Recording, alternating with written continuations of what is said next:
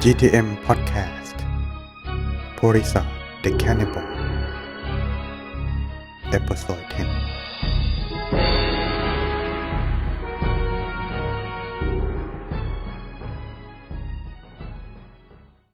From the last episode, Porisat had learned a spell taught by his newly met ogre friend, which made him run fast like the wind, strong like an elephant, and never lose his strength. He practiced it until he became very skillful. Then he used it to fulfill his vow to the tree sprite of Banyan tree. He ran between different kingdoms and his hideout to kidnap 101 kings. He pierced their hands, stretched them together around the tree to prevent them from escaping. It only took him 7 days to kidnap all of his victims. After that, he sharpened his sword and prepared for the sacrifice rite. The tree sprite at Banyan tree witnessed the events from the beginning. He quickly went to seek help from the 4 great kings who ruled the first realm of heaven, but they rejected because they couldn't stop Porisat. After being turned down, the tree sprite went to seek help from the great king Sakka, who ruled the second realm of heaven. Even His Majesty rejected, having said that he couldn't stop Porisat neither. But he advised the tree sprite, there is only one person who could stop Porisat. He is King Sutasoma. You should bring him to meet the cannibal, so he could be stopped. The tree sprite did not waste his time. So he transformed himself into an ascetic, pretended to walk close by the banyan tree. When Porisat saw him, he felt lucky because the prey came to him right at his place. So he took his sword and ran after the new prey. But no matter how fast he ran, he could never keep up with the ascetic, even though he walked normally. Finally, Porisat felt exhausted, so he shouted, "Stop, ascetic! Stop!" The transformed ascetic replied, "I have stopped. It's you who has not." Paused by this answer, Porisat said, "Venerable sir, even though you are walking, but you still said, 'I have stopped.' How could an ascetic lie?" The ascetic then replied, "Porisat, I have stopped committing all evil acts, and I still doing so. Unlike you who had been changed, until now, you still couldn't stop from committing murder.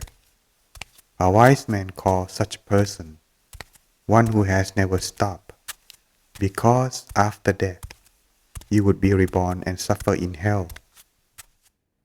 The transformed ascetic provoked the cannibal further. "Porisat, if you insist on making the sacrifice, the king you have brought aren't good enough. They are just ordinary kings and not worthy for the sacrifice. One king is missing. His name is King Sutasoma of Indapati Kingdom. He is the greatest king above all whom you have omitted.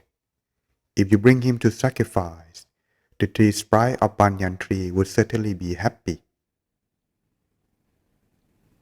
Finishing his words, the disguised ascetic transformed himself back to his true form and soared into the air. Surprised by what he saw, Porisat asked, "Oh, glorious one, who are you?" "I am a tree sprite who resides at this banyan tree."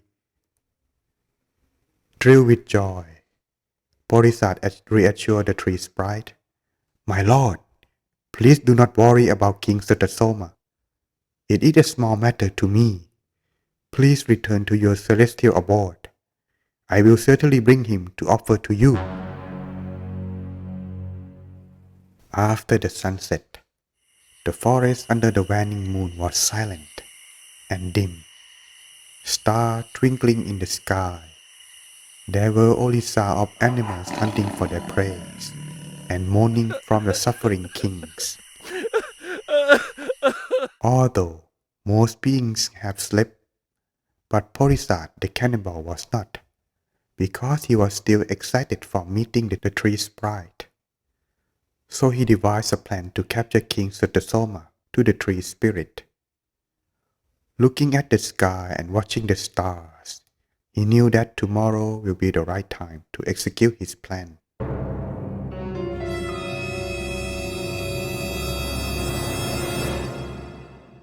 Since there would be the great ceremony in Indapati kingdom, on this day, King Sutasoma would go bathing in the royal pond outside the city to prepare for the ceremony. The place might be heavily guarded, but there would be a moment when the king would be alone and unprotected. Having seen his plan success, he fell asleep with satisfaction.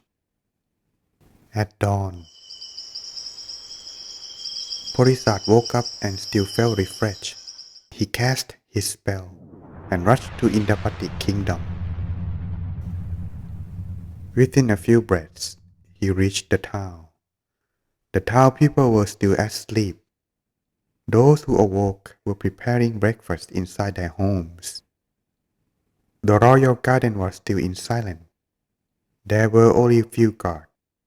It was a good chance for the Porisat to sneak into the royal pond, where the ceremony would take place. He hid himself in the pond, using lotus leaf cover his head, hiding so no one could see him. Fish and turtles inside the pond were not bothered by him. Nothing appeared out of the ordinary. This was also effects of the spell powers that he cast. One may wonder, how could Porisat, who had committed evil acts for so long, become powerful and invincible? This was due to his merits from his past life.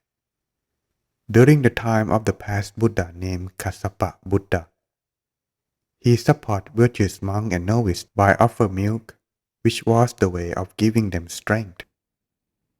It was these merits that he became strong and powerful. Furthermore, he had built a firehouse and arranged all equipments and accessories such as logs, knives, and axes for the monks and novices to use to ease their coldness. Because of this merit, he was able to endure coldness within the forest and in the pond. No fish and turtles would disturb him. When morning came, all royal guards and officers came to their attained duties and stayed at their posts to secure the ceremonial area within 48 kilometers radius. Royal personal attendants prepared the area for the ceremony near the pond. The musicians were ready to welcome the king. The king's minister and the government's officer in their formal dress were at their position. The royal families also were at their position. People of Indapati city came from all directions, sitting, standing on the sideway waiting to welcome King Sutasoma. Such heavily guards were ready to protect their king, and with all the people around the area, how would Porisat going to kidnap King Sutasoma? What method would he use? Let's continue in the next episode of Porisat the Cannibal.